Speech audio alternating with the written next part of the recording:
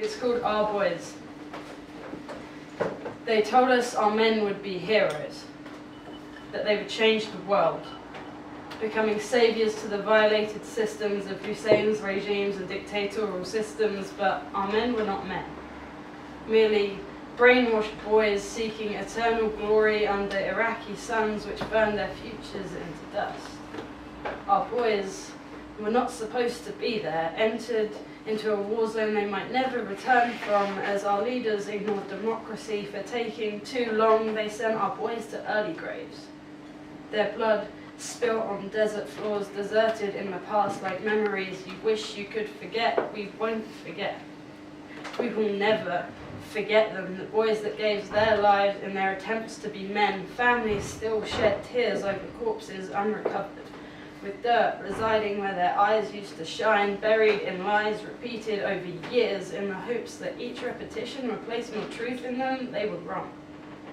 179 cries marked the end of 179 lives, which were torn apart by 179 crimes committed by our protectors 179 times and left the bodies of our boys unrecognizable.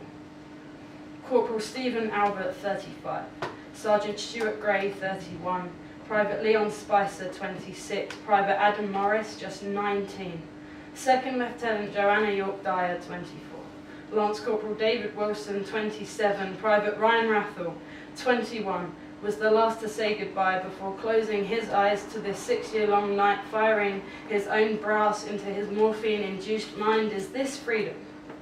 Was this glory? The land of the free took our freedom the same day they corrupted our leader's mind, twisted his own questionable morals into mutilated beliefs about what was right, turning our boys into nothing more than pawns on their chessboards, sacrificing us to their enemies in attempts to prevent their own troops from not returning home. They didn't all return home.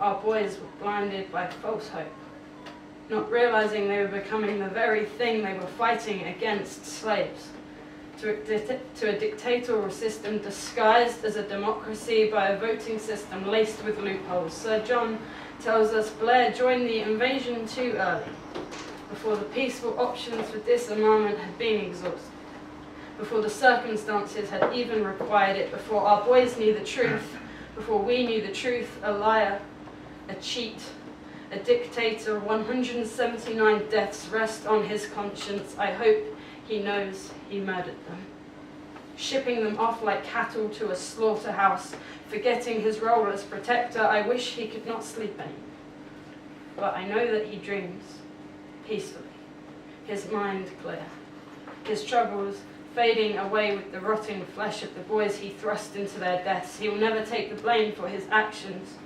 He will continue to look us in the eye and tell us what he did was right. He won't retract his lies. Heavy-hearted heroes returned home in tears after losing their comrades in a war they should never have taken part in.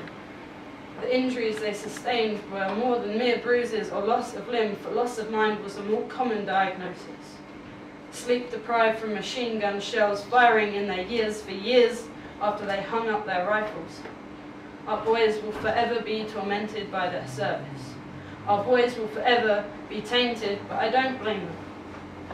I thank them for trying. I thank them for their tears and their bravery. I wish them a peaceful life from here on out. But Blair is a different story. Bush is a different story. I have questions for them that I know they will never be able to answer. I would ask them why, knowing they'll simply just lie. But what I really want to know, leaders, is how. How do you sleep? How do you walk with your heads held high? Tell me that.